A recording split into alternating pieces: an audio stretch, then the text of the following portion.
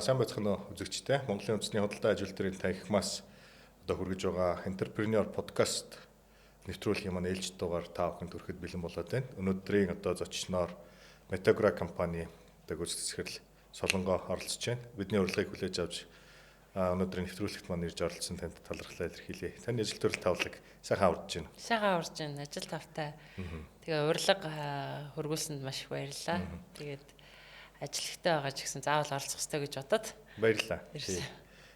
Худалдаа ажилтнуудын танхимын Entrepreneur арга хэмжээнд оролцсон одоо шилдгээр шалгар сайжрах нэгжүүдэд бид урьж оролцуулаад тэгээд тухайн одоо яагаад шилдгээр шалгар сайд ямар одоо үйл ажиллагаа эрхэлдэг. За тэгээд ямар одоо бүтээн байгуулалтууд төрөнг оруулалтуудыг хийж ямар одоо инновацийг нэвтрүүлээд ингэ шилдэг аж ахуйн нэгжээр шалгараад байгаа юм бэ. Одоо за нөгөө талаар бол энэ шилдгээр шалгар сайжрах нэгжүүдэд бас одоо олон нийтэд танилцуулах үйл ажиллагааг нь бас түүгэх энэ чиглэлээр бас энэ нэвтрүүлгийг санаачлаад ингэж хийж байгаа. Тэгэхээр өнөөдөр та Metagra компанийн одоо үүсгэн байгуулагдсан цагаас өнөөдрийн одоо амжилт хүртэл Metagra компани одоо ер нь ямар салбаруудад үйл ажиллагаа явуулж байгаа энэ талаараа бас танилцуулаач гэж хүсэж байна. За Metagra Хинтээ аймгийн Хэрлэн сум чандганы талд үйл ажиллагаагаа явуулдаг ийм цогцлбор аж ахуй. Цогцлбор гэж байгаа нь бид нар газар тариалантай тижээлээ тэндээ тарина. Өхөр бордох аж ахуй бас тэндээ байгаа. Өхрөө тэндээ бордоод боловсруулах үйлдвэр нь бас яг тэндээ байгаа. Тэгэхээр одоо үрнээс нь өсвөлээд үр тариа болгоод тэгээд тижээл тэгээд тэр нь мах тэгээд эцсийн бүтээгдэхүүн болоод тэндээсээ шууд Улаанбаатар эхний ээлжинд ер нь Улаанбаатар хотын л зах зээлд заримдаа удирдлын чанартай дархан эрдэнэт өмнө говь явж байгаа. Тэгээд цогцлбор гэдгээрээ бол яг махны өхрийн махны чиглэлээрээ бол манайх баг. Тэрнээс одоо манай Төмөн шууд ч гэдэг юм уу те манай нөгөө Хармофужи Бямдорчи сүүний аж ахуйд нар бол бас өөрсдөө тариалантай. Төмөн шууд ч бас тариалантай. Тэгэхээр өндөг, үнэний сүү, өхрийн мах гэдэг дээр бол ийм цогцлбор аж ахуй бол хид байна. Өхрийн аж ахуй газар тариалантай хосолж байгаа гэдэг нь бол баг хижээлэл тарьж байгаа. Хижээлэл тарьж байгаа гэдэг үнэтэй тийм. Тэгээ энэ мал аж ахуй болоод газар тариаланг хослуулаад за тэгээ яг орон нутагт үйл ажиллагаа явуулж байгаа баг энэ бол баг шинэ гэж хэлж болох. Тэгээд энэ загвар нь өөрөө бас их сүлийн одоо бүх цогцоор нь шийдэж байгаа. Энэ давуу талуудыг нь бас та юу гэж харж байна? Үгүй давуу тал зөндөө байлгүй яах вэ? Одоо тижээлийн хамааралгүй болчихж байгаа. Өөрсдөө тэрийг хийчихэж байгаа. Энэний бас сул тал байна шүү дээ. Одоо нүсэр дом аж ахуй л да. Яг MCS Group хөдөө аж ахуйд энэ бол Монгол улсын эдийн засагт ирээдүйд чухал гэж бодоод хийсэн хөрөнгө оруулалт. Тэгээд одоо та нөгөө ярианы хинт хэллээ. Одоо Entrepreneur шилдэг энтергээд нэг тийм амжилттай ажиллаад олон жил ингээд хоримтлуулсан туршлага бол нэмгэн. Тийм байхгүй. Гол нь юу энэ юу гэсэн үг гэхэлэр зэрэг ирээдүйд одоо энэ чухал салбарт одоо зориг гаргаад хийсэн үндэсний компани том хөрөнгө оруулалт.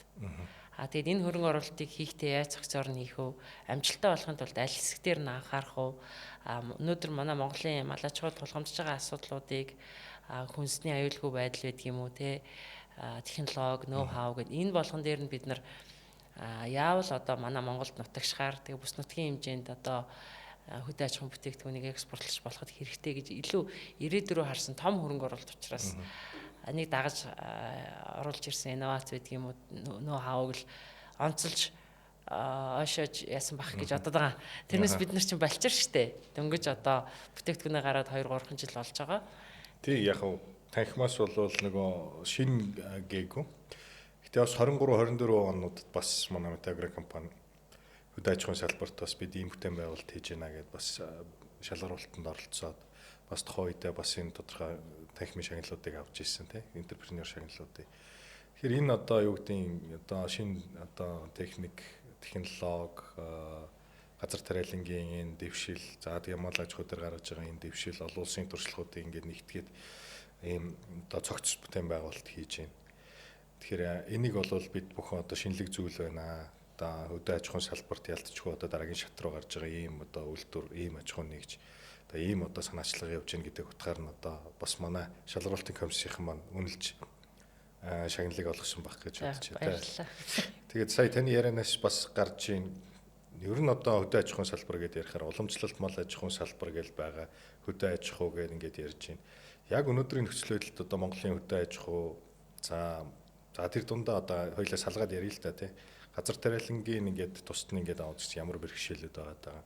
Эргээд энэ махны зах зээл рүү ороод малчтаас мах худалдаж аваад эцсийн бүтээгдэхүүн болоод Улаанбаатар болоод бусад томоохон хот суурин газрууд түгээхэд одоо ямар одоо бэрхшээлүүд байгаад байгаа энэ саад доторууд та хүнд тулгарч ийн гэж асуух гэдэг байхгүй.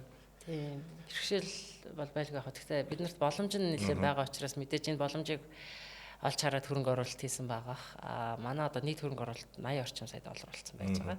Тэгэхээр газар тариалангийн салбар, хөдөө аж ахуй, мал аж ахуй, тэгээд хүнсний үйлдвэр, мах гэх нөө салбар талбар болгондоо л одоо сорилт бэрхшээл зөндөө байна. Тэрийг хамтдаа шийднэ гэж явж байгаа л да. Одоо газар тариалангийн салбарын тухайд бол манайх тэгэлтэншүүлэг гэдэг нөгөө хөрсийг хамгийн бага хүнддэг тэр технологиг хэрэгжүүлж байгаа. Тэгээд нөгөө үрэлгээ хийхээс бусдаар бол хөрсийг нэг хүнддэг байхгүй.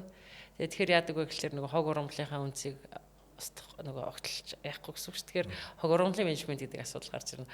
Хог урамлтай тэмцэхэд зардалж хэрэглээс хөрөнгө мөнгө гэж зөндөө асуудал байгаа шүү дээ. Тэгтээ бол нэг урин шигж хийхгүй жил болгон 100000 гадаа бид нар тариалт хийж байгаа. Тэгэл энэ бол бас л энэ салбарт том л одоо зорилттой тий. Гэхдээ энэ их зардалтай байхгүй юу?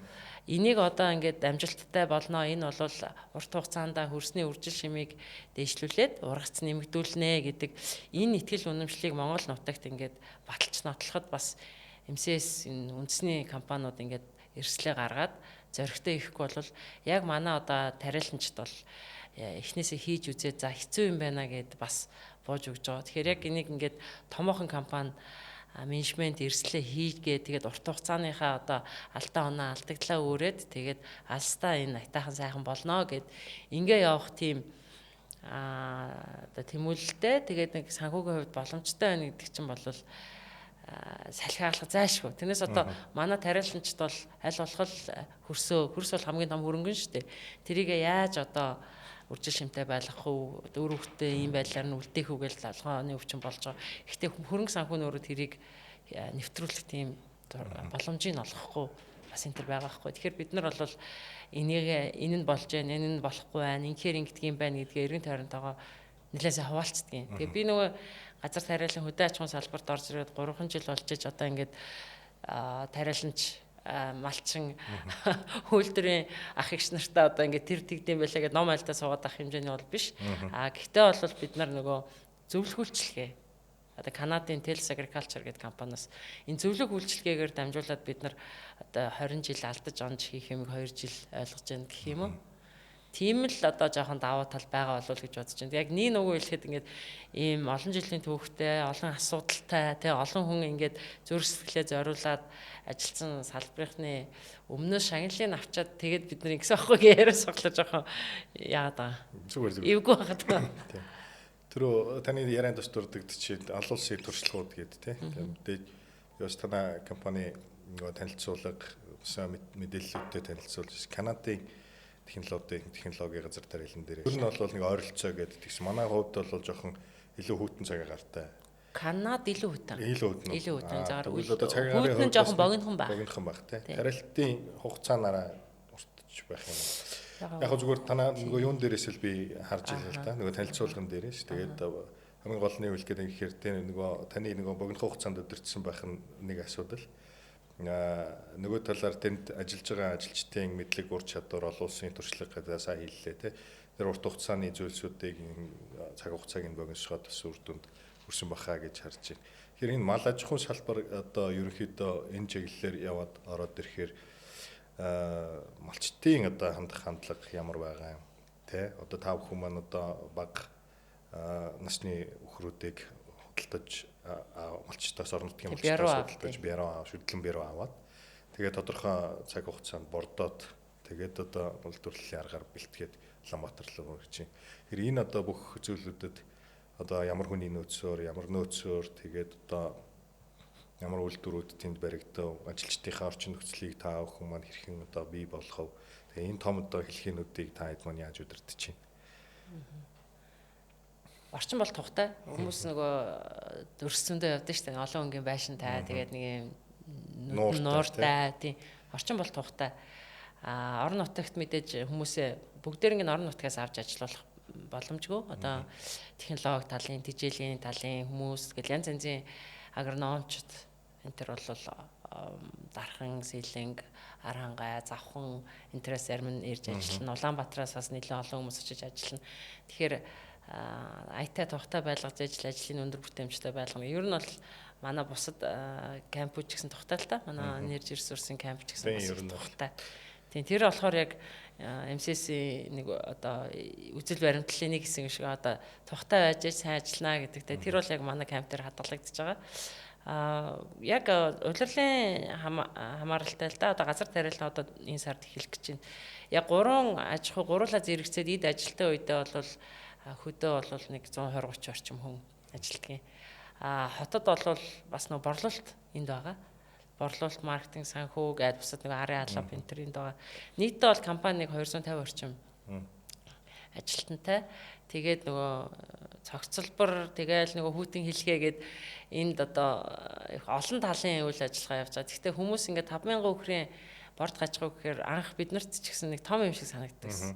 Одоо л ерөөсөө ялангуяа юм нөгөө мах ийм хөдөө аж ахуйн гаралтай ийм бүтээгдэхүүн дээр хэмжээ, scale гэж ярьдаг те их чухал юм байна. Тэгэхээр бид нар олон улсын стандартыг тэгээд ингээд өндөр шаардлагаар, өндөр стандартаар ингээд хэрэгжүүлээд байгаль орчин, нийгэм засаглал тэгээл бусад чигүүргүүд нь ингээд яг ингээд олон улсын стандартын дагуу байна гэхээр өртөг нөлөө өндөр болж байгаа. Тэр өртгийг одоо шингээгээд амжилттай ажиллахын тулд бас нөгөө хэмжээний цар хэмжээний хувьд бас 5,000 гэдэг бол бас тийм хангалттай биш байгаа. Тэгэхээр цаашдаа ер нь бол энэ амжилттай байх юм бол монголчууд энэ чиглэлээ өхрийн аж ахуйг ялангуяа нэр Хойд Америкаас жишээ аваад зөвхөн манайх гэхгүй олон газар хийх боломжтой, хийх ёстой юм байлээ. Одоо Монбиф бас борд гажгуутай шүү дээ тий. Бүр анх Жереми одоо Монгол өхрийг аваад тий. Бүгд өөр өөрийн гэсэн ингээд энэ нөгөө салбарын хөгжил хувь нэмрээ оруулаад ахис дэвшил авчираад ингээд явж байгаа. Тэгэхээр манай онцлог бол яг нөгөө илүү тэгэлтэн шүүлэг гэдэг тэр нөгөө хөрсөө яаж хамгаалах вэ? Тэгэл малын тавлаг байдал гэдэг бид нар олон улсын санхүүгийн корпорациас бас 35 сая долларын зээл авсан. Тэр зээлийн шаардлага бол маш өндөр. Одоо ус бохирдуулахгүй, цэвэр ус бид нар үйлдвэрийн усаа цэвэрлэх байгууламжтай шүү дээ. Орон нутагт байдаг хувийн хвшлийн бараг ганц цэвэрлэх байгууламж байгаа хаа салбарын мэргэжилтнүүд нь тэгж хэлдэг.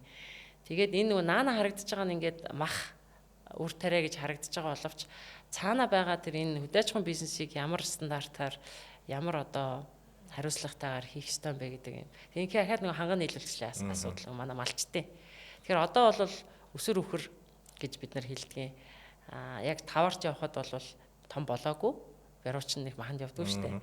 Тэгэнгүүт тэрийг аваад богино хугацаанд 4 сар бид нар өндөр уурагтай тижээлэр борццохоор таварч явахад бэлэн болчихж байгаа. Тэрний цаана юу байна вэ гэхэлэр зэрэг бэлчээрийн даацын асуудал. Одоо нэг малыг махалтлаа одоо 4-5 жил бэлчээр ингээл талхиулаад те өвлөн тураал, зунанд харгалал, эмишн гэж ярьдаг нөө метан газ бас агаарт игдчихэд. Тэнгүүд 1 кг махыг одоо бидний хөрөгчөнд авчрахын тулд хичнээн одоо хүлэмжийн хэд игдэж гин гэдэг юм уу те хэдэн жил бэлчээр хэдэн мал тэр малыг чинь одоо малчин ингээд 4-5 жил адгуулаад араас нь явна штэ тийм тэгэнгүүт богино эргэлттэй буюу ингээд буруугаар нь борд хажууд өгөөл бид нар богино хугацаанд таргалуулаад тэгээд таврын бүтээгдэхүүн болгоод зах зээлд нийлүүлээд авах юм бол малчт дээр ч гэсэн сүргийн бүтц. За дараа нэг үйлдвэрлэг байдал тэгээд бэлчээрийн даац тий.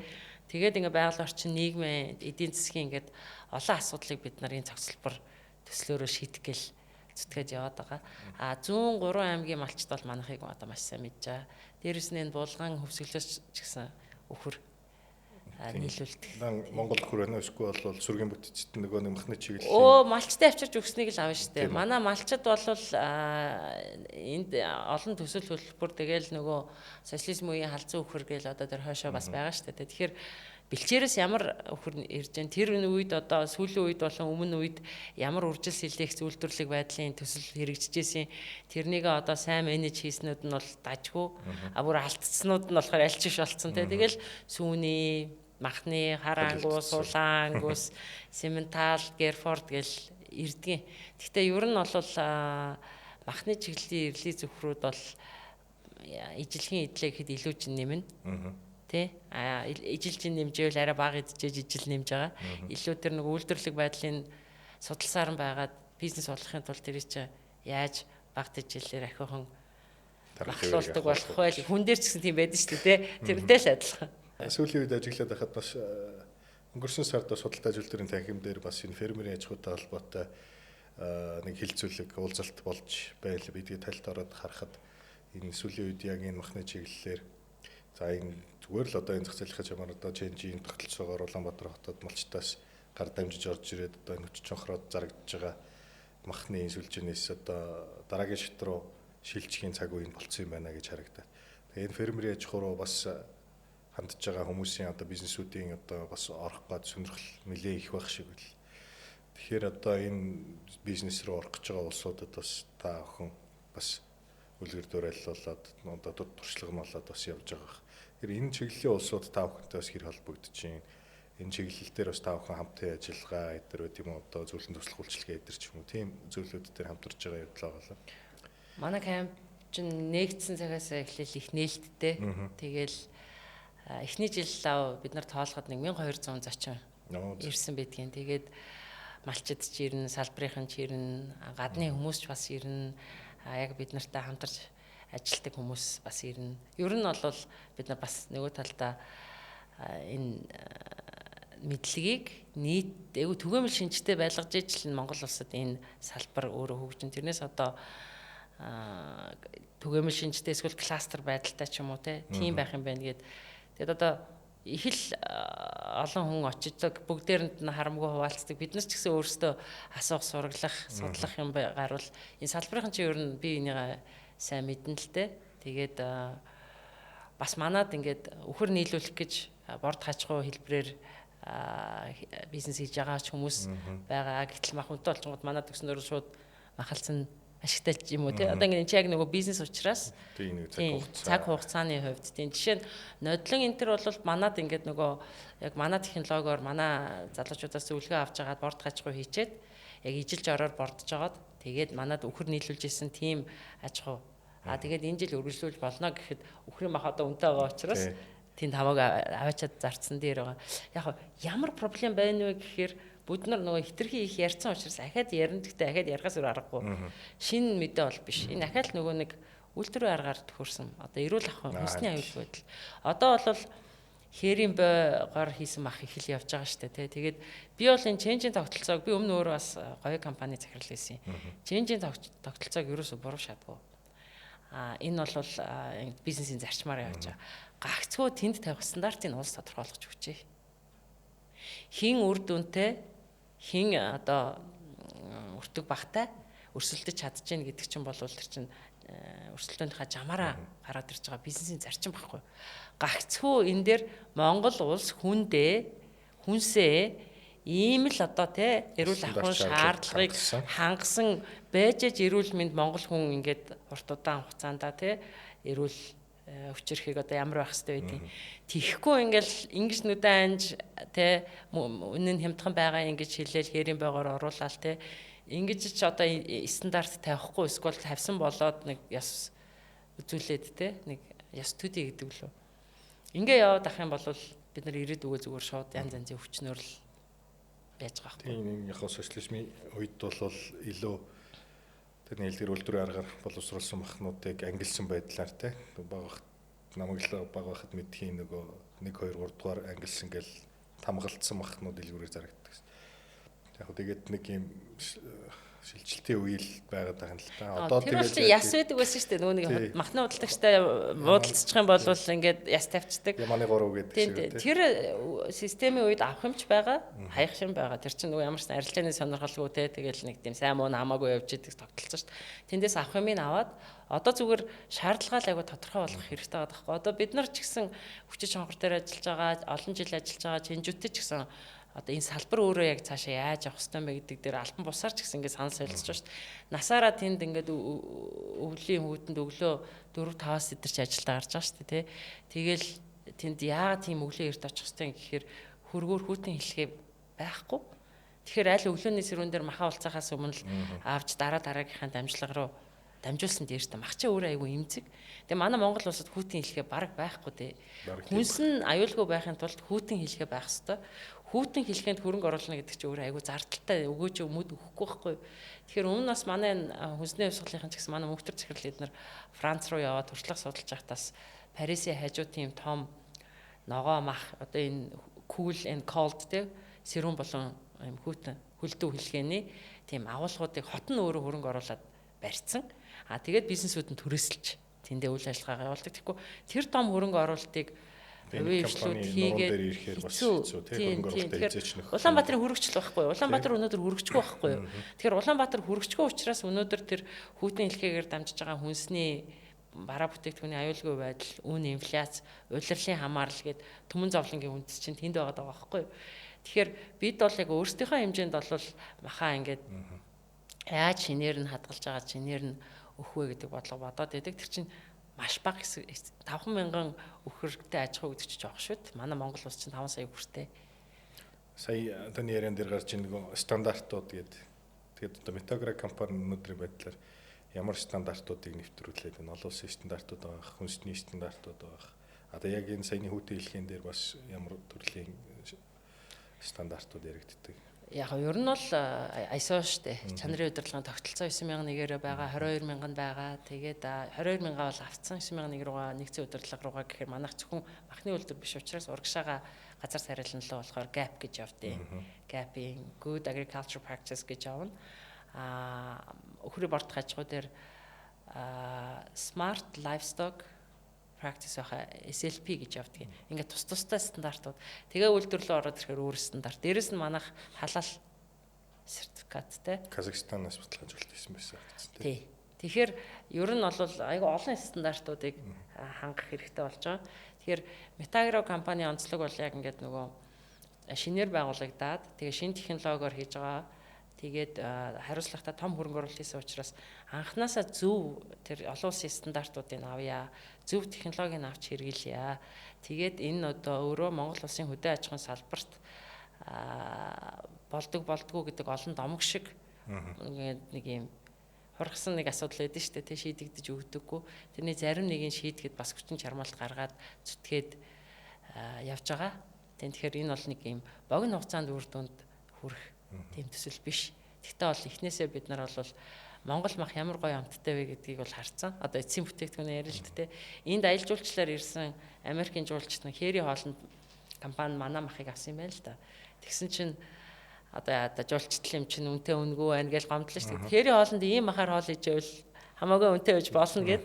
Тэгээ хотод ирсэн хойно энэ махыг хаанаас авах вэ гэж асуугаад тэгээд хөлдөгөр нь манай нэрийн барааны дэлгүүрээс аваад Симэрхэн чамдамдаа игээд аваа явсан шиг лээ.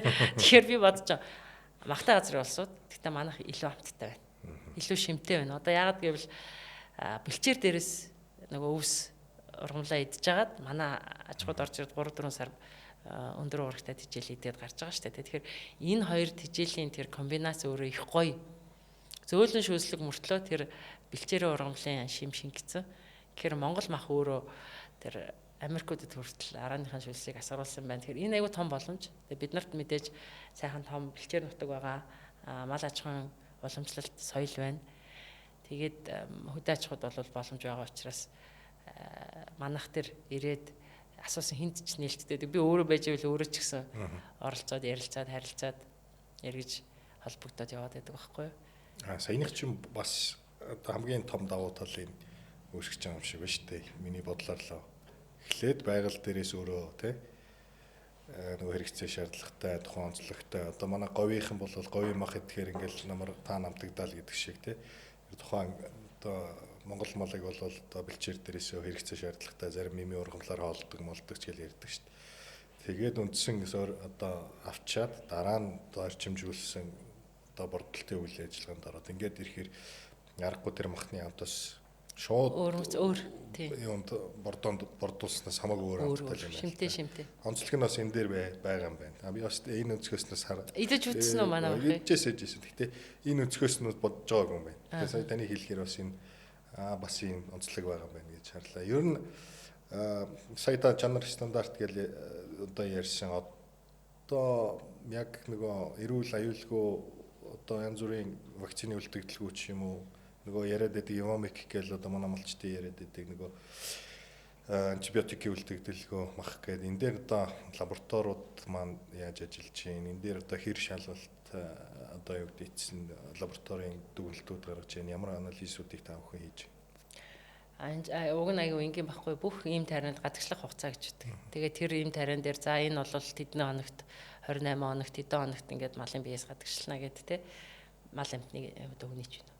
Тэгэнгүүт яадаг вэ гэхээр одоо учиргүй ингээл мах болгон дээр энд үлдсэн байна уу гэж үзнэ гэвэл өртөг зардлын хувьд ч тэгээд үйлдвэрлэлийн процессын хувьд төгсөлтэй. Тэгэхээр олон улс бол яадаг вэ гэхээр зэрэг за ийм тарилга туулга ийм хоногт гадагшлана гэдэг. Тэгээд бид нар ороод ирэнгүүт нь эмэг зүгээд манайх чинь нөгөө малын эмнэлгийн ерөнхий систем байгаа шүү дээ. Тэндээсээ ингээд гарал үүслээ аваад манад ороод ирж байгаа. Тэгээд манай систем Hertrax гэх систем байгаа. Очих юм бол өхөр болгоны цээ зураг байгаа. Зургийг авдгийн. Тэгэхгүй бол бас янз янзын болон цагдаа магдаагаас бас заримдаа мал алга болчихвол танаар авчирд өгсөн юм биш үү? Ороод гарч болохгүй энэ төр орж ирнэ шүү дээ. Тэгвэл бид нар систем дээр бүх нөгөө орсон гарсан мэдээллүүд байдаг. Паспорттай иргэний үнэлэхтэй гэсэн. Ороод ирэхээр нь эмэг зүг, хоёр эмэг зүг гэх нэг нь RFID нөгөөх нь харагддаг visual. Тэгээд аль нэг нь унчвал бас нэг унцдаг байхгүй. Тэгэл нөгөө нөхдүүд чинь энд тэдний өдөр тийм тарилга тулга хийсэ гэж тэмдэглэждэг. Тэгээ систем өөрөө нөгөө төгжчихдэг байхгүй юу? Тэгээ тэр эмийн үлдэгдэл гараагүй бол тэр үхрийг үйлдвэрлэл шилжүүлж системээс хасч болтгүй. Энэ чинь үхэр нэг бүрээрээ бүртгээд үхэр нэг бүрээрээ гаргадаг нь шүү дээ. Тэгээ цаашаа мөшигдөг байхгүй юу? Тэгээд эмийн үлдэгдэл бол яг л хоног хугацаагаа барайл үйлдвэрлэгчээс хамаарат төрөнд таны хэлдэг Evomic бол нэг 28-аас хэдэн хоногч үлээ нэг сарын дотор л гарчдаг юм. Тэгэхдээ бид нар бол төвөр байдлаар жилдээ бол дээж лабораториудад өгнө. Тэгэл ахаад л ярихаар та нар мэднэ гэдэг шиг манай ахаа лабораторийн хүчин чадлын асуудал Монгол улс тийм аль ч салбар тийм лаборатори. Тэгэхээр манайх бол өөрөө дотроо микробиологийн физик лаборатори нь байгаа. Дээрээс нь бохир ус цэвэрлэх дээр ч гэсэн ахаа тусдаа лабораториуд байгаа. Тэжээлийн лаборатори байгаа. Тэгэл одоо хийж байгаа үйл ажиллагаа үйлдвэрлэл болгон дээр л тусдаа лабораториуд байгаа л та. Тэгээд манай яг чанар хяналт технологи хариуцсан захирал Алтан Бадрал тэгээд доктор хүн байдаг. Пүрдүүгийн их сургууль доктор хамгаалсан. Тэгэхээр харахад ингээ хүмүүсийн Монгол хүн болохоор нэг яадгүй юм байна. Ер нь яг олон улсын маш том сургуулаас одоо өндөр нэрвэнтэй сургуулаас доктор авсан айгүй мундаг тийм хүн байгаа. Тэгэхээр бас энэ салбарын зөвхөн газар тариалан агроном гэхгүйгээр одоо үхрийн тижээл рүү тэгээд махныхаа лаборатори руу гэл бүх талбар руу л ингээл орж байгаа. Тэгэхээр бас манай монголчууд өөр зөвхөн ингээл Канадуудаас ном залчаал өөрсдөө за тхим байна гэд тийм амар юм биш шүү дээ. Энд чинь нутагшуулна, өөр юм болгоно, өртөг зарлаа бууруулна гэж зөндөө бодлого бодож байгаа. Тэгэхээр хүмүүс нь бас их зүтгэлтэй байна. Одоо энэ салбарт оруулсан хөрөнгө оруулалтыг амжилттай болгоё. Тэгээ олон талаас нь оролтын өдөр шөнөгөө ингээл цаг наргүй бид нар ч явах хэрэг зөндөө гарна. Тэгэхээр тэр болгонд энэ нөгөө хүмүүсээс AMC-с ингээл хөрөнгө оруулаад мөнгөөр зодоол энэ хөдөө аж ахуйг ингэж байгаа ах гэж мэдээж хөрөнгө оруулалт чухал. Одоо манай ажиргал захирал босод хүмүүсийн тэр commitment гэж ярьдаг. Энэ салбар Монголд чухал учраас гээд ингээд зориулаад хийсэн хөрөнгө оруулалтыг бид нар нөгөө амжилттай, хэцтэй ийм урт хугацааны бизнес болохын төлөө зүтгэж байгаа манай менежментийн багийнхан одоо манай бүх ажилчид тэгэл манай үхэр дээр жишээ нь ажиллаж байгаа залуучууд бол хөдөө аж ахуй төгссөн залуучууд л байгаа. Тэд нар бол одоо сурсан мэдлэгээ ингээ боддоор нь ингээд тэрнээс илүү бас тийм цогцоор нь ингэж хэрэгжилж үзээд тэгээд хичээлийн жороо одоо манайхан өөртөө зохиодог болчихж байгаа. Одоо ингээл эхэндээ Канадуудаас асуугаал за ийм өртөгтэй ийм тижэл энэ жил ургалаа. Энэ жилийн одоо даашаараа илүү байлаа. Энийгээ оруулаад яаж тижээл зүгээр мөгөр гэдгээс бол одоо манайхан өөртөө за ургийн авламж ингэж гэн энэ ингэж шүү. За одоо байгаа энийгээ энтэй хойлоо те ингэчих юм бол одоо EDG гэж ярьдیں۔ Average daily gain өдөрт хэдэн килограмм нэмж гин гээд тэрийг хэдэн хил тижээлээр бий болгож байгаа. FCR feed conversion ratio гэдэг энэ. Тэгээд энэний чинь бизнес учраас ингээл байгаагаар нөгөөлтэй тэгэл байхгүй шүү дээ тийм байхгүй тийм тооцоололгүй. Тэгээ энэ мэдчлэн ингээд нөгөө нэг богино хугацаанд ярьж амжихааргүй их тийм агуулгыг бид нар сүүлийн 3-4 жил тэр мэдээлэл мэдлэг цав болоод сууж байгаа. Тэгээ тэрийг өөрсдөө харамгүй түгээдгийн. Тэгэл бас дээрэс нь малчтын зөвлөгөөнийг бас бид нар нэлээ тэр хавьда зохион байгуулж байгаа. Манай одоо номгон баг гэдэг штэ үлзийт. Тийм тэгээд хуучин чандганы сангийн аж ахуй Тэгээд одоо өмнө дэлгээр дадлага тэр хавийнхаа малчтын зөвлөгөөн дээр манайхаа очиж бас чаддаг мэддгээрээ лекц болгож уншина. Дээрээс нөхөр аав нэгэ зараа тавина те. Тэгээд нөгөө хөгжилт том хувь нэмэр орж байгаа тийм. Тэгээ ажлын байр гэх чинь 100 орчим ажлын байр зөвхөн орон нутгаас авч ажилуулж байгаа. Тэр хүмүүс маань өөрөө бас яг энэ олон улсын стандарт гэж яг юу юм бэ гэдгийг ойлгоод тэгээд хэцүү байсан ч гэсэн хичээгээд хамтдаа зүтгэж байгаа. Тэгээд малчид ч гэсэн манай шаардлагуудыг эхэндээ их төвшөдөг байсан. Сүүлдээ ингээл доктортаа аваад шаардлага нь хангагдсан л байх юм бол бид нар 3 хоногоос удаахгүй л мөнгөний өгнө гэж зүтгэдэг. Тэгээд амралтын өдөр мөдөр дайрчуулаас нэг жоохон удчих гаддаг. Манайхан ч юм бол тэр юм дээр их ачаал бүглүүн. Тэгээд шаардлагатай явахаар эхэндээ их ундууцдаг, ядаргаатай буцаадаг гэдээсэн бол одоо бол тэгээд нэрэ малаа яаж гуургүй байлгах хувьч гэдэг юм уу те. Эсвэл бол ирлиз байвал илүү жин дардгийн байна. Борж жоод үгийч гэдэг юм уу те.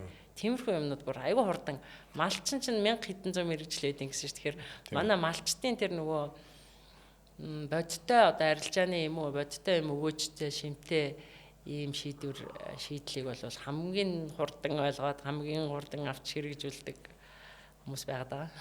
Тийм өрхийн юм чи шийдвэр гарах нь хурдан шүү дээ. Хурдан Дотроо. Тийм сэр ер нь бол нүүдэлчин хүний тэр хөрвөх тэгээд яг тухайн үед нь шийдвэр гаргахгүй бол өнгөрсөн цаг хугацаа алдчихдаг гэдэг тэр өндөр мэдрэмж энэ төр бол мэдэгдэж байна. 5000 толгой өхөртэй ер нь жилд хичнээн тонох Улаанбаатар зах зээл рүү нийлүүлж байгаа юм. За нодлон жил бол нэг 500 орчим тоног. Манайх ч бас нэг стейк энтер гэхээр бас зүгээр хоолны мах шиг биш эсвэл байгаа. Хоолны мах ч мөхөр л гарч нэдэлж байгаа юм чи юм гарна л та. Тэгээд энэ жил бол 1000 орчим тонн. Тэгэл 2000 тонн. Хамгийн дээд нь 2000 тонн л 5000 өхөр чинь тийм байхгүй одоо 3 иргэн. 4 сард ижиж байгаа шүү дээ. 120 хоног гээд. Тэгэхээр чин жилдээ 3 ирэхээр 15000 өхөр байхгүй. 15000 өхөр чин за ингээ бордоод бид нар нэг 350-тай л амьдын чин үйлдвэрлэл явуулж байна да. Тэгээд тэр 350-тай өхрөөс чин нэг 180-90-тэй махнуудыг англиад гаргачих чинь. Тэгээд бусад нөгөө дайвар бүтээгдэхүүн өдрийг бүгдийг нь боловсруулаа. Яг хоо дайвар бүгд зарагддаггүй маа. Зарагдаж байгаа нэг нь бол сайн зарж байна. Хот руу авчираад жилийн 4 үйлрэл нөгөө шинээр гардаг гэдгээр бас их юу. Эрэлт өндөртэй. Одоо бол гадуур хил олдохгүй л шиг ш. Надаас хил сурсан улсууд л байлээ.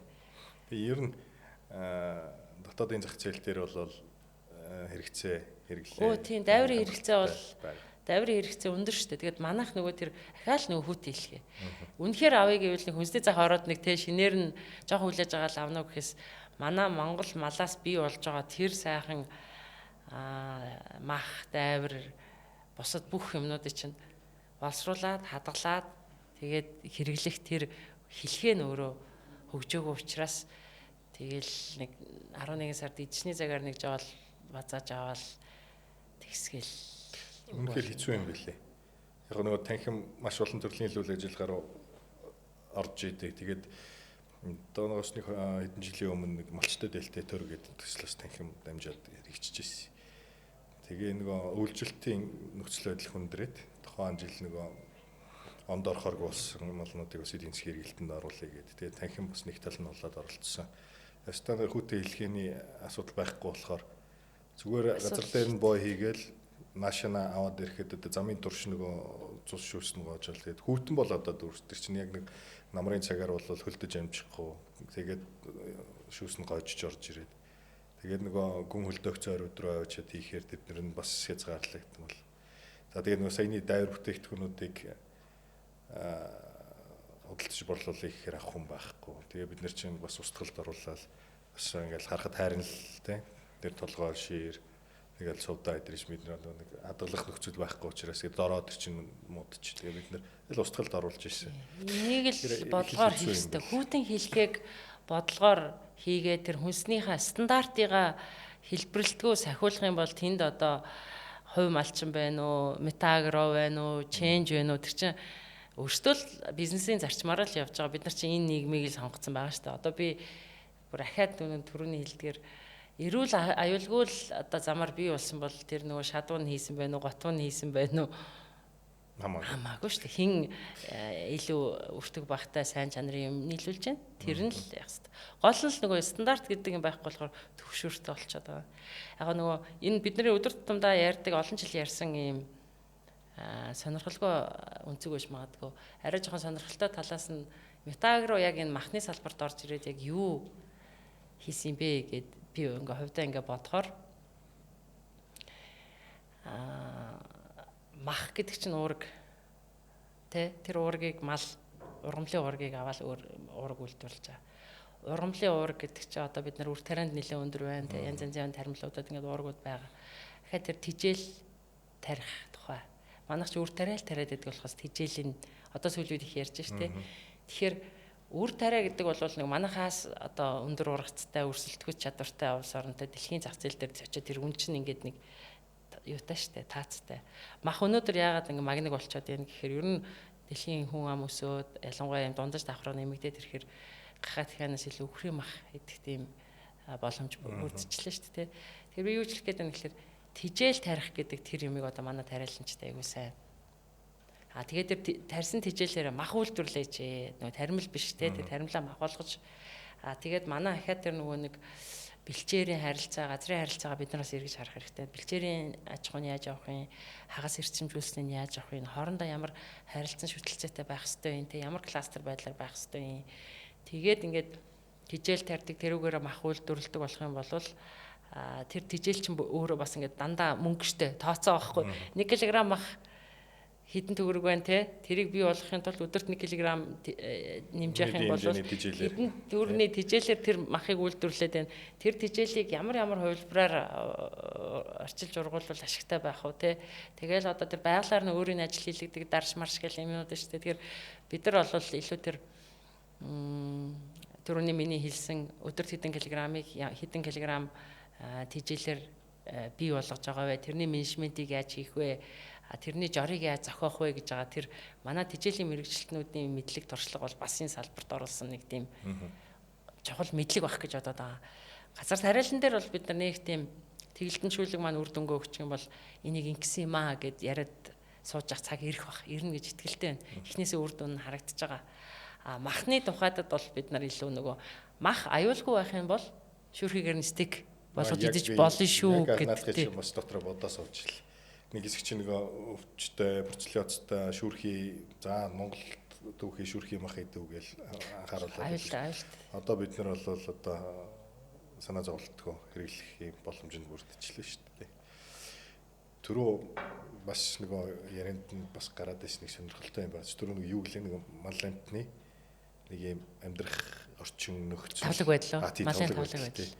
Тэр тавлаг байдлууд чи одоо яг стандартууд нь яаж тавигдчих. Та нар одоо яг ферм дээр тэр тавлаг байдлуудын стандартуудыг дагаж мөрдүүлж байна уу? Тэ? Мөрдөж байгаа. Тэр одоо яг тэгээд мөрдөөд явхад бас хүндрэл байна уу? Ер нь тэгээд яг одоо юу гэдэг нөгөө молыг чинь бойнд оруулах гээд нэтлэх гээд ингээд явж байхад тавлаг байдалтай байсан молын мах жишээлбэл тий. Тэр нь одоо өөр бах жишээ. Тэрийг бас хүмүүс нэг их сайн мэдэхгүй байх гэж. Харин бид нар чинь махчин ард түмэн мөртлөө махаа маш муу мэддэг юм биш. Чанаал идэдэг. Яг хуу шанхаар нөгөө аюулгүй л дээ. Тэгээд тавлаг байдал гэхэлэр олон улсын шаардлага ч байдаг. Одоо тэр түрүүний ярьсан IFC-ийн зээл гэдэг. Зээлээ олохын тулд бид нарт маш өндөр шаардлагуудыг тавьсан. Тэгээ ирээд бүр үдчихэж байгаа байхгүй. Манайх яг намар ингээд мал ирж яхад. Уг нь бол 300 км тутамд малыг нэг буулгаад услаад яах хэвтэй. Тэгээ хэцүү шттэ. Яаж нэг ачсан малыг чинь хаана буулгаад хаана тижээгээд услаад буцаагаад ачаад тэр шиг бодлоо байхгүй. Тэгэхээр бид нар аль болох 300 км дотроос авахыг хичээдэг. Гэтэ ханган нийлтийн сүлжээ чи өөрөө бас тийм амар санснаар биш шүү дээ. Тэгэхээр малын тавлаг байдал гэхэр хүмүүс манайх яа та нар ингээ өхөртөө хөгжим сонсохдгоо массаж хийж өгдөг энэ төр гэд тэгдэг байхгүй юу? Бямдорч нөгөө манай хармаа фүжи авраг болохоор бас нөгөө ферм учраас заримдаа хөгжим сонсгох юм шиг л. Үнэхээр тэр чинь бид нар чинь байгалийн ламтын юм чинь ийм тавтай тухтай байх юм бол одоо хүчилжүүлэлтийн орчинч гэдэг юм уу те тэр дотор чинь зөндөл нарийн процесс явж байгаа шүү дээ. Бид нар бол ямар ч байсан тэр их холоос тээвэрлж ирэхийг бол яадаггүй. дэмждэггүй. Одоо яалтчгүй бол одоо яалтай байлээ тийм өхөр болдгоо үед аав штэ. Тэгэхдээ аль болох нөгөө ханган нийлүүлж байгаа хүмүүстэй шаардлага тавьдаг. Тэгээд ер нь тэгж нөгөө зодож туухгүй. Тэгээд нөгөө урт хатал нөгөө төхөрж байгаа нь харагдахгүй тий. Аль болох өөрөө мэдээг халаал чинь тийм штэ. Стресс төлөхгүй. Тэгэхгүй бол манай зарим нэг бой бол бүр ёстой нүд халтармаа штэ. Тийм юмн дунд нядлуулсан мал одоо ямар одоо айдас хүйдэс тэрнээс ялгарсан гормон ямар хортой токсин те байд юм штэ мэдэхгүй штэ. Тэгээ тэрүүгээр заримдаа би нэг нөгөөх одоо хаврын улс төр синдром ингээ хөдөлж байгаа үед юу гэж боддог вэ гэхээр манайхан ч дээр үед нөгөө малыг төхөөрөөд эсвэл 2 цагийн дотор хэрэгэлдэг эсвэл бол 24 цаг цэврэж агаад тэн чинь нөгөө постмортем юм нөгөө үхлийн дараах тийм нөгөө амтны ямар ч амтны бий болдог юм урал хувирал явж байгаа штэ тэр чинь гомдлч байт юм айдсч байт юм уу. Тэгээ би бодоод хээр хийгээл тэгэл янз янзын тэр нөгөө сэврэл мөврэлч байхгүй эсвэл стресстэй мах эзэргээд манайхан өөртөө юм бас төвчээргүй ямаа омогтой уус төрждөг. Би ч одоо сүүлдээ монгол хүмүүсээ танихаа болчиход штэ. Одоо миний өвөө эмээ аав ээжийн үеийнхэн ийм бас арай байгаагүй баха гэж бодоод байгаа. Тэгэхээр бас маха зөв боловсруулж идэхгүй болохоор махчин монголчууд бас ууртай болчих магадгүй шүү. Сагвара дам нөлөө нөө. Дам нөлөө тий. Нотлоогүй л дээ. Гэтэ үгүйсгэх аргагүй байхгүй юу? Сонирхол юм байлээ. Тэгээ би бас нөгөө шинжлэх ухааны технологийн их сургуулийн багш нар эрдэмтдтэй бас уулзаад явж. Тэгээ саяны тавлаг байдал гэдэг шиг нөгөө манай бэлчээрийн мал аж ахуй нөгөө яманы ноолуур дээр тавьдаг дэлхийн стандартуудыг хийх гэхээр тэнд шал өөр юм ярьд юм байл л да. Манайх нөгөө уламжлалт мал аж ахуй байгаад байдаг. Тэгээд нөгөө ишгэнд тоглох орон зай хэрэгтэй, бэлчээр хэрэгтэй, хаалж унтлах юм бараг л одоо ингээд тусдаа нөгөө хүүхдийн өрөө тасалгаатай байх гэдэг шиг шаардлагууд тавигдаад тэгээд яг хөө бэлчээр дээр манай эрдэмтэд манай нөгөө улсууд явж байгаад бүгднийг баталсан л байлаа л да. Одоо гэрийнх нь хойно байгаа нэг жижиг хадчуулан бол бараг тэр тоглоомыг оруулчих тий. Тэгээд ийм бүх юмд байгаль дээр бэлэн байж идэг, үлжээ хаварчаа ингээд юм байж идэг гэд ингээд явж ирсэн. Тэгээ бас саяны тэр малын тавлаг байдал гээл ингэхээр бас л ингээд амтлаг гэлтгөө бас амтны ирэх те бас яригддаг юм байна да гэд бас бодчихлаа. Одоо өнөөдөр тавш дөрөд юу ажиллаа мах магныг болчлаа гэж та ярьж байна. Тэг өнөөдөр баг өхрийн мах хэлэн 30 мянга даваад явж байгаа.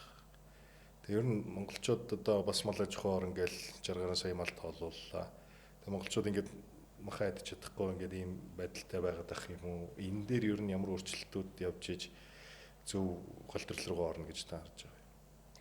Өнөөдрийн махгүй байгаа чинь таны түрүүний хэлдэг 2 жилийн өмнөх зуудны л одоо юу шүү дээ. Нөлөө шүү дээ. Тий.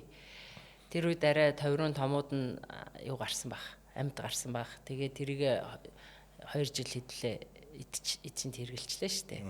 Тэгээ одоо нөгөө араас нь гарч ирж байгаанууд нь нас бие яриаг үүцээгүй шин төрсөн 2 жилийн өмнө төрсөн бол одоо л нэг бие руу шүтлэн лүгээ залгах гэж явж байгаа. Тэр чинь махлаад юм болохгүй шүү дээ. Малчид одоо ахиухан үнэ хүрхэл яаж байгаа. Тэгээд манайх чинь нэг түрүүн би хэлсэн нэг 5 сая орчим хүртээ одоо 4.5 болж байгаа. Тэгээд тэрнээс яг одоо нөгөө маханд зориулаад хэрэглэх боломжтой нь 20 хүрдэг байхгүй. Тал нь үнэ. Тэ? Тэгээд хідэн чим тугал баруу. Тэ? Ингэсээр хагаад яг таваарлаг гэж ярьдаг. Зах зээлд нийлүүлэх боломжтой нь 18% байдаг байхгүй. Тийм, тэгээ сая хүрхгүй. Тэгэд манайхан чинь ер нь жилдээ тийм хэмжээний л мах хэрэгэлдэг болсон. Тэгээ тэрнээс нь 2 жилийн өмнө нэлээд хэдэн холтоод өгсөн.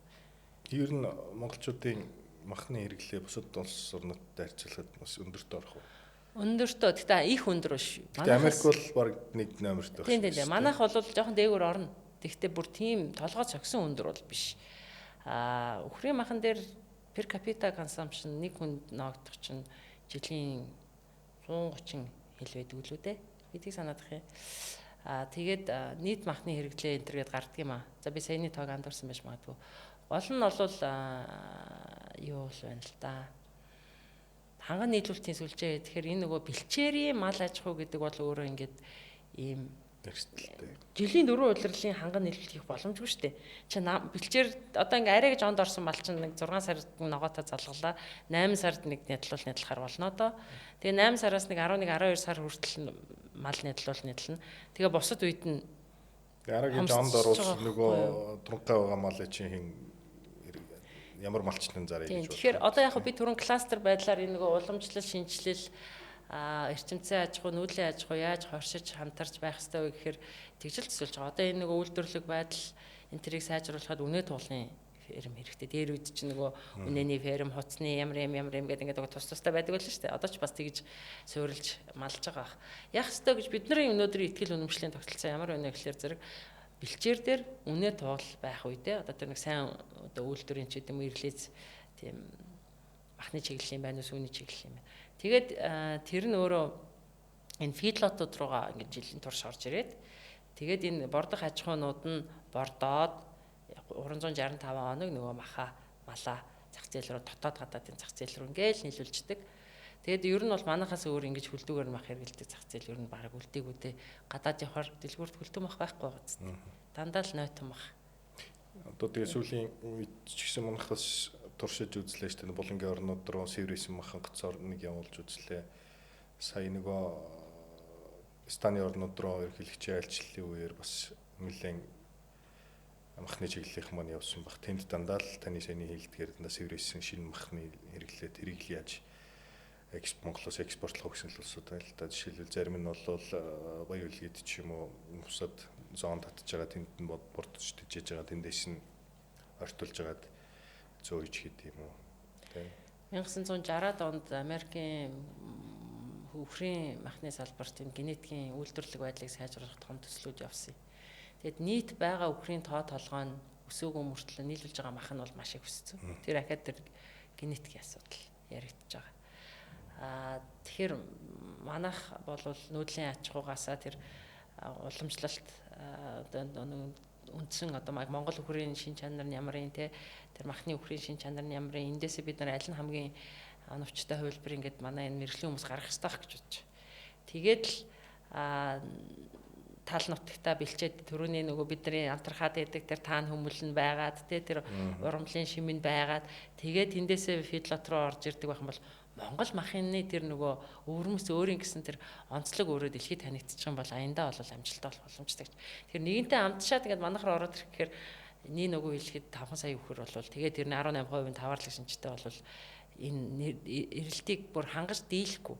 Тэгэхээр түрүүний тэр хүүтэн хэлхээ бордох аж ахуй энэ төр байж уртталт нь тэрийг ханган нийлүүлдэг үнэ тугал тэгээд тэр нэг үйлдвэрлэх байдал ийм байх юм бол манад бол бүрэн ийм боломж нь байгаа. Тижэл бол тарина гэвэл мэдээж одоо ч манайх 1.2 саяга гэдэг үлээ.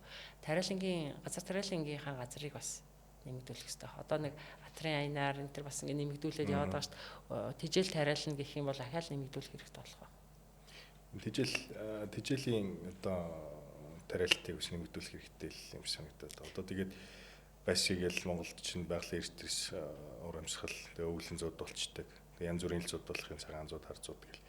Тэгээ энэ дээр малчтал яг хоо энэ зүүн аймаг дэшинэ бол бас нөгөө ус бэлчээрийнхэн одоо гарцсан чих юм уу даацсан чих юм уу усаараа илүү байх шиг байна. Баруун аймагуд руу болоод ирэхээр л нэг жоохон зууд болохоор тэгэл эндээс зүүнээсээ баруун тишээ өсцөөдөг л нэг юм болчиход байна шүү дээ. Сүүлийн хэдэн жил тийм юмнуудаар тэгэхээр яалтчгүй энэ тижээлийн тариалт бол бас Монгол улс. Тижээл тарина гэхээр тэрэг техникийн асуудал, технологийн асуудал яригдсан. Тэрийг малчид ганц нэгээрээ барахгүй шүү дээ. Тэгэхээр одоо нийлж яаж тэр бензин тос тэрэг техник те тэрийг хамж авахаас өсвөлөл.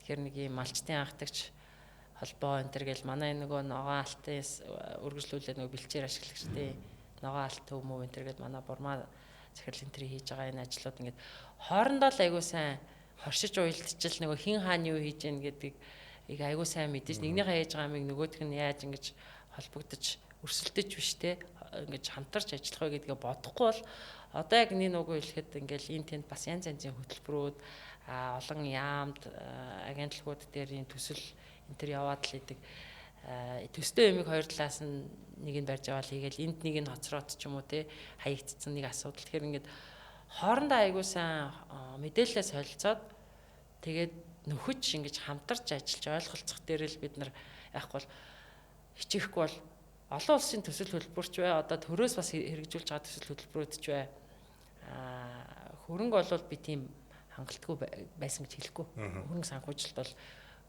хүрэлцээтэй зөв менеж хийх юм бол хүрэлцээтэй зарцуулсан. Тэгэхээр энийг илүү оновчтой ойлголцолд хүргэхийн тулд бид нар тэр засаглал юм уу эсвэл тэр institutional development гэж ярьдаг те тэр ийг хоршиж нөгөө хамтарч хамтын шийдвэр гаргадаг тэр соёлд суралцах хэрэгтэй болчиход байгаа. Одоо хүнсний хувьсгалын удирдлага зүйлд би 2 дахь жилдээ одоо 3 жил болж байна. Ажиллаж байгаа. Тэр бол бас их сайн жишээ. Тэгээд тойрол одоо гурилын үйлдвэр, нарийн бов, газар тариалан, өндөг, давс, өрхийн хинж байдаг лээ. Тэнд бол бид нар албан ёсны хуралчийн, зангаагүй уулзалтууд чинь тэгээд тэр олон яриа хөөрөнөөс санал санаачлах хамтарлууд аягүйх гарч ирдэг байхгүй. Тэгэхээр өнөөдөр яагаад цаг заавал гаргаад ирсэн бэ гэхлээр сайн ярьж явах хэрэгтэй байна, сайн ойлголцож явах хэрэгтэй байна, хамтарч сурах хэрэгтэй байна. Одоо манайх бол нээлттэй байдаг. Зарим нэг хүмүүс бас ингээл нэг өрсөлдөгч болохоор очихгүй ч магадгүй гэж боддог ч юм уу, нэг өөр хүмүүсээр үг дайсан байсан тийм тохиолдлууд гардаг. Хамаагүй. Тий, манайх ч аягүй шудрах штэ, агротуризм гэх тарифтай. Яг тэр хүн ирэхээр тэр чинь хүн ажлаа алдаа дагуулсан явж авч бас нэг admission fee гэдэг 10,000 төгрөг авдээ. Тэр чинь цаг зараад явдаг байхгүй юу? Тэгээд машин тэргийн суулгаал тэгэл хүн тижээлээ тайлбарлаад тэгэлтэн шүлгээ яриад те үйлдвэрийн стандартыг яриад явдаг. Тэгэхээр ер нь бол нэг тийм нээлттэй хамтын зорилгынхаа төлөө нэг юм жижигхэн явцсан шиг эрх ашгаа нэг аниад те айтаахан урагшлах тэр нэг сувг дээрэл өөртөө нөгөө санаа бодлоо төвлөрүүлэхгүй бол нэг л би нөгөө юу хин надад хэллээ. Манай Монгол улс чинь юм шашны хагарал байхгүй ингэнлээ. Тэгээд юм намын хагаралтай ингэнлээ гэж шиг. Ер нь улс орнууд чинь шашнараа л их хоорондоо хагарч толгилцоод байдаг. Бид нарт тийм хамгийн хэцүү зовлонд байхгүй байх чи өөрсөндөө зовлон бод зохиогоол тэгэл зодтолтол байх шиг ба шүү дээ. Тэгэхээр нэг тийм болгохын төлөө боддог байхгүй бол манайх энэ замаараа бол их хэцүү байхаа л гэж боддог. Ер нь гадны зах зээл дээр одоо энэ юу гэдэг Японы зах зээл дээр ч юм уу энэ Wagyu гэл нэг гэнтгэлсэн мах гээл те энэ хүн болгон хөндлөөд үзэх юмсэг гэдэг л мах байгаа шүү дээ. Тэгээд яг одоо энэ манай энэ махыг одоо тэр хэмжээнд очих тэрний амт чанартай экспортлох ерөн боломж хэр байгаа бол та энэ экспортын судалгаануудыг юу хийж үзв? Зүүн. За хоёр янзын асуулт баг шиг байна. Нэг нь болохоор нөгөө экспорт гэхээр илүү нөгөө протоколны асуулт яригдана. Манайх нөгөө шүлхий disease free zone эрүүл мэнд тийм. Тэгэхээр манай ийм нөгөө бэлчээрийн мал нь нөгөө зэрлэг амьтдаа зэрэгцээд бэлчиж яадаг газар бол тэр шүлхийн кейс бол их одоо менежмент хийхэд төвөгшөлттэй. Гэхдээ ямар ч байсан хөтөлбөр бол батлуулаад авсан шүү дээ тийм. Тэгээд нэгдүгээр тэр нэг протоколын асуудал байна. Хоёрдугаарт Монгол мах бол ми түрүүний хэлснээр Wagyu бол бас л нэг Японы соёлыг илтгэсэн. Одоо тэр үхэрэнд нь бол юм үлгэр домгийн шидтэй юм байхгүй шүү дээ. Япон хүн л тэр махыг бүр ингэж теста түрүүний хэлдгээр нөгөө хөгжим сонсгож массаж хийж нөгөө тавлаг байдлыг хангасаар нь байгаад тэр чинь баг өөхөн дунд мах шиг харагддаг шүү дээ. Нэг юм тавцаасан цагаан юм л харагддаг шүү дээ. Хідүүлэхгүй шүү дээ. Тэр чинь нэг юм нимхэн иржэл тэр нөгөө яг хинэггүй гэдэг л үү те тэрэн дээр галт ингээд шүргүүлэл иддэг те ямар хоол хийх гэж байгаа вэ гэдгээс хамаарат ямар мах бий болгох вэ гэдэг л одоо юу штэ тэгэнгүүт одоо юу гэдгийг стейк идэх гэж байгаа бол Wagyu-гийн тэр том стейк их өөхтэй бол хүн 2-3 хутлаад цаашаа явахгүй бах их багаар л идэх бах тэр бол нэг тийм илүү арчилгаан маллагааны тижээлийн технологи арчилгаан маллагааны гайхамшиг юм шиг байгаа. Японы тэр бол манай мах л гэсэн үг юм шиг үл шүү дээ, тий. Wagyu гэдэг нь манай ч гэлээ миний ч гэлээ мах юм. Би Японд битгэхгүй болохоор манайх л надад ингэж хэлж өгсөн. Австрал бол grass feeder нэлээ одоо нөгөө өвс бэлчээрийн гэдгээрээ нэлээ ингээ яах гэж явсан. Австрал одоо бол барс grain fed гэж ярьдаг үр тариагаар тийжсэн тэгээ өвсөөр тийжсэн гэдэг хоёулаа ер нь энэ тэнцүү явж ах шиг байна. Хэрэглэгч мах идж байгаа хүний нөгөө амтны таашаал байна. Манай махыг анхандаа бол бас тэр нөгөө нэг эн чинь үр тариагаар тийжэж хэрэг тийм цэцгийн тосрох уу гэж ярьдгийн. Хэцүүлэн амттай болдог байхгүй юу? Зарим хүн таалагдана, зарим хүн таалагдахгүй. Тэр бид нар аль зах зээлд юу санал болгох гэж гэдгээс л зах зээлийн судалгаанаас хамгийн нэгдүгürt манай хамгийн том проблем бол амт шимт гэхээс илүү тэр эрүүл. Нэгдүгээр мал нь эрүүл авах хэрэгтэй байна. Хоёрдугаар бэлтгэсэн арга нь эрүүл авах шаардлага хангасан байх хэрэгтэй. Тэгээд тэр түрүүний хэлдэг хүүтэн хэлхээ нь алдагдахгүй, горим зөрчигдөхгүй яваад одоо гисч месж инээ тэрэ болохгүйгээр эцсийн хэрэглэгчтэй очдог байх хэрэгтэй. Эхлээд тэр нэг арт парт хэсэг нь дараа нь эхлээд тэр нөгөө дэдцсэн хэсэг, эхлэхний хэсэг стандарт эрүүл авах тийм юм. Бид нар ABC гэж ярих юм бол эхний юмнуудаа л зүг болгочоод дараа нь тэр яаж илүү үнээр зарах вэ? Яаж одоо ингэж брэнд болох вэ те? Яаж одоо илүү өглөг гэх юм гантиглэг болох уу малах уу гэдэг ингээд шууд бид нар 10 дугаар ангид орох гээд байна л да. Тэг яг хаа тэрүүд ярианда хэлсэн манай нөгөө мэрэгжилтнүүд одоо махны асуудлыг бол тэжээлээр дамжуулаад бас шийдэх боломжтой өөрсдөө хийдэг болчлоо гэж байна шүү дээ. Тэгэхээр бол дараа нь аль хэсгээ гантиглахын, аль хэсгээ өглүүлэхийг, аль хэсгээ тий юм байхын гэдэг бол бидний дараагийн судалгааны ажил байна.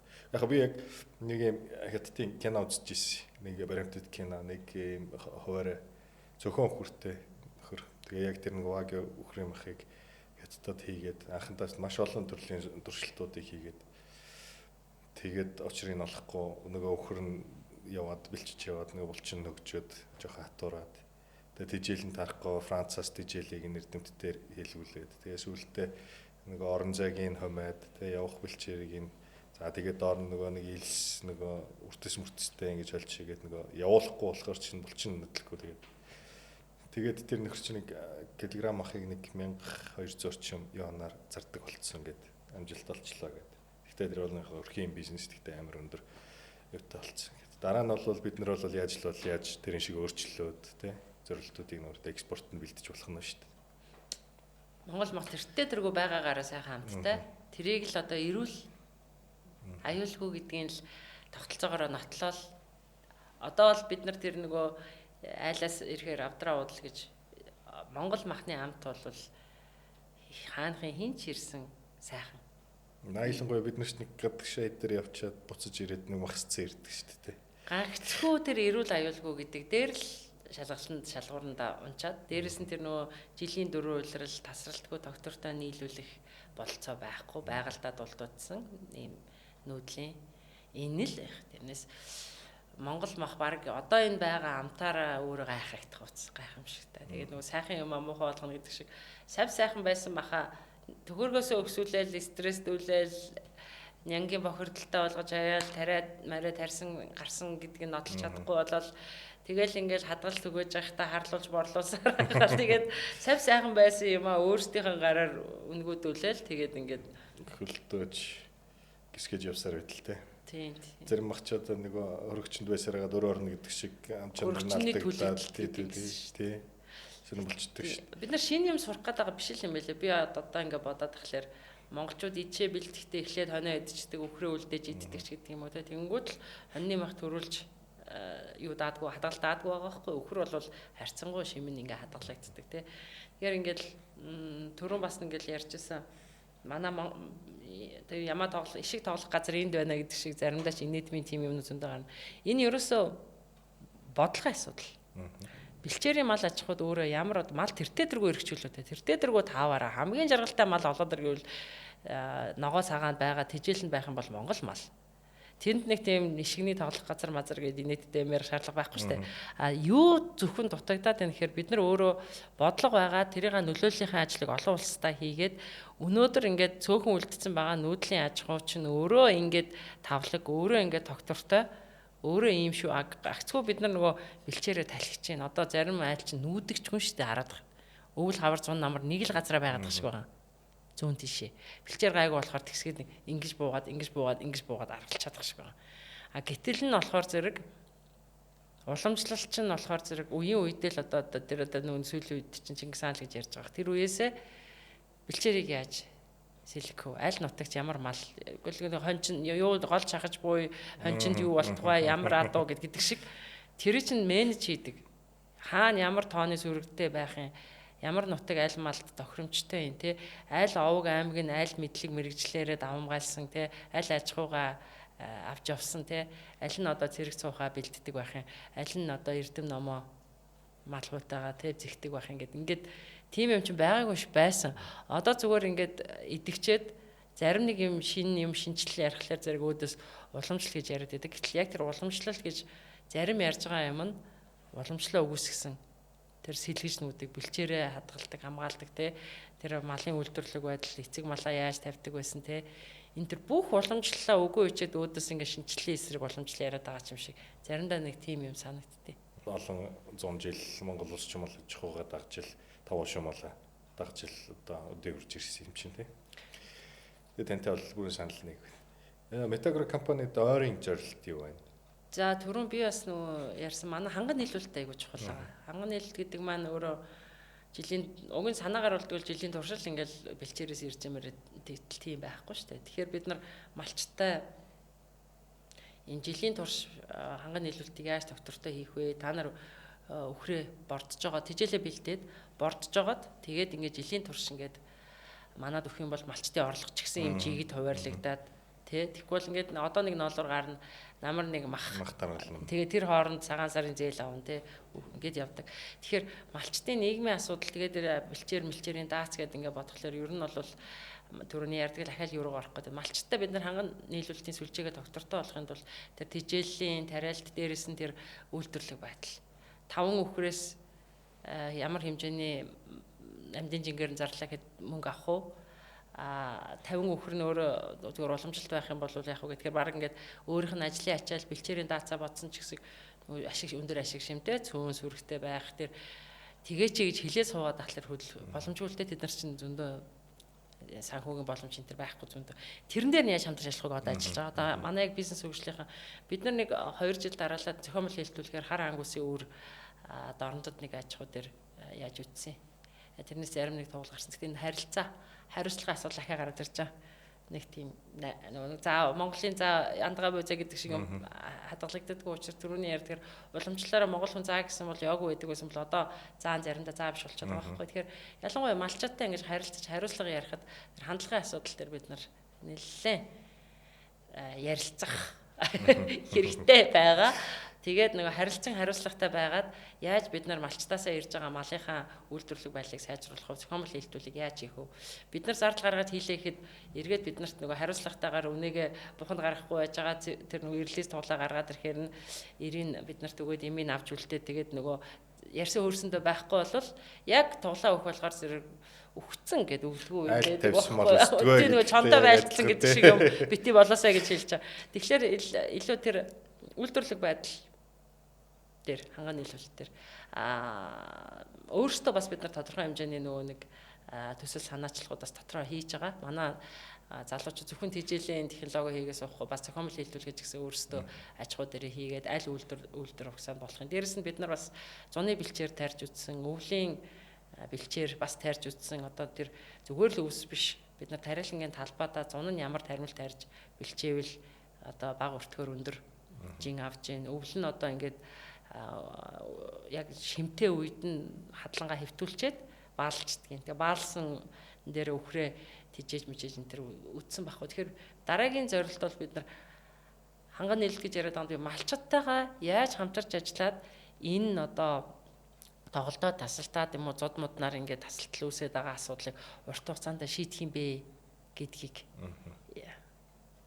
Тэгэх юм бол дараагийн ээлж бол 50000 өхөр нь 100000 өхрийн аж ахуй болох тий. Өшөө ахаад кластер болох 6 иргэдэгч бол тийм. Тэгээд экспорт мэдээж экспорт бол анханасаа бидний зорилт байсан. Гэхдээ хийгээд үдсэн чинь дотоодын зах зээл маань өөрөө зөндөө хийх юм ихтэй байна.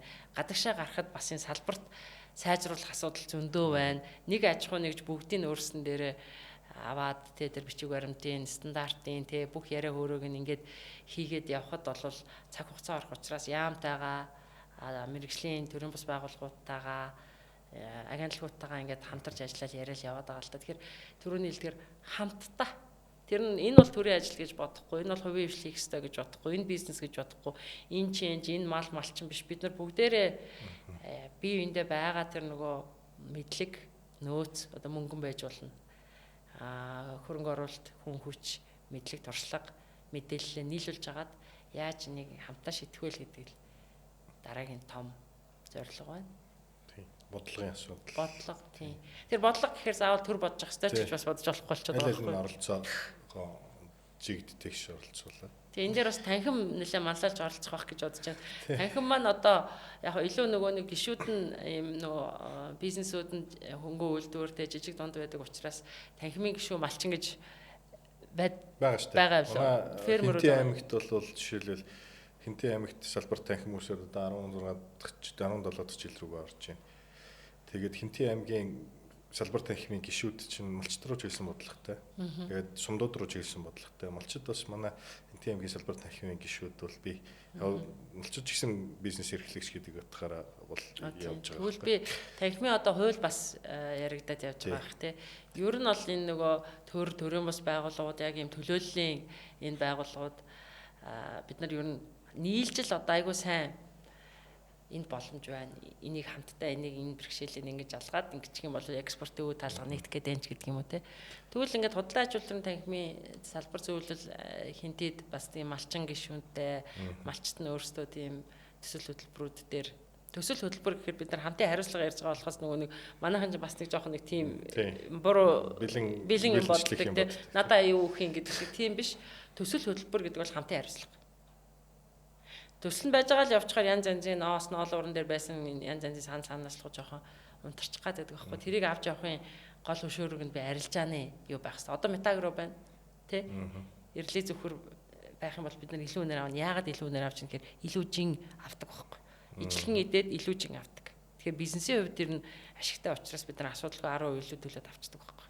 Гэдэг шиг одоо тэгвэл энэ завшааныг ашиглаад та Хинтээ аймгийн хөдөлთა ажил төрийн танхимын салбар зөвлөлд уламжлаад өгвөл бид нар тэрүүгээрээ бас холбогдоод одоо энэ яриад байгаа нэг ойрын ирээдүйд малчдад хандсан ханган нийлүүлэлтийн зохиомжтой хэлтүүлгийн энэ төсөл төр одоо танхимын гишүүн олон жил байсан бол хариуцлага гэдэг юмыг илүү ухамсарласан малчд байгаа гэж итгэж байна. Тэгэхээр холбоод өгвөл байсан одоо харилцаагаа ойлгосон малчд маань танхимын гишүүнээр бас илсэн байх гэж би бас найдаж байгаа. Тэгэхээр манай Хинтээ аймгийн салбарынхан маань энэ нэвтрүүлгийг үзэж байгаа. Нэвтрүүлгийн дараа ч гэсэн би Хинтээ аймгийн салбарынхантайгаа холбогдоод та бүхэнтэй бас хамтарч ажиллах, ханган нийлүүлэлт дээр нь баялангуй ажиллах ийм боломж байгаа гэдгийг бас танилцуулъя.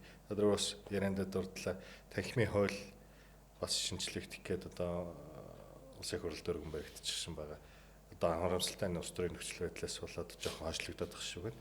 Гэхдээ танхимын хууль батлагдах юм бол энэ салбарын бие даасан одоо салбарын танхимууд бий болно. Тэгэхээр ялцчгүй хөдөө аж ахуйн нэг том салбар учраас хөдөө аж ахуйн танхим гэж үүсэж таарах бах. Тэгэхээр зөвхөн энэ түрүүний ярьдаг тав тэр ярьж байгаа энэ бодлогууд, энэ хууль эрх зүйн орчныг сайжруулах энэ асуудлууд дагнсан танхимаараа дамжаад бас асуудлуудаа ярьдаг.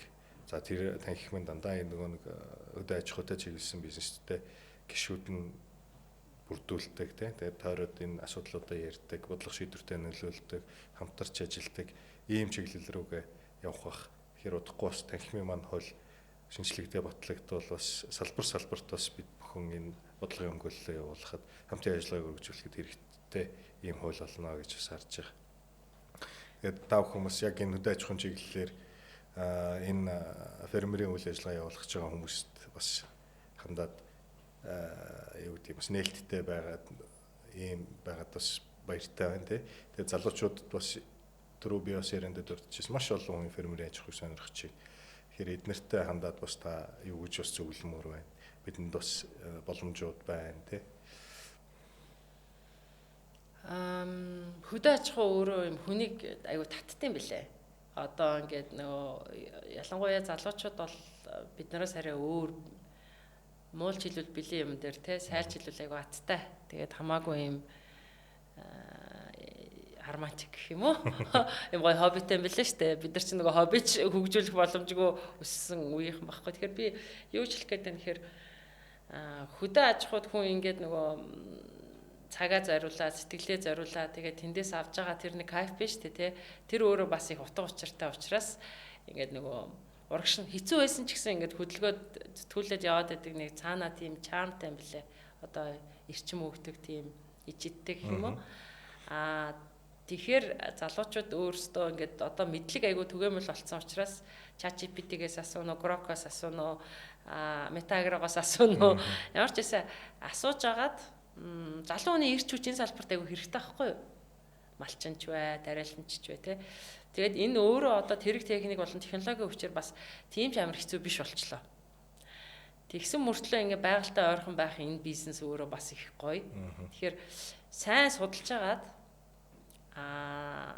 сониуч байл гэж хэлмээр байна. Сониуч бай.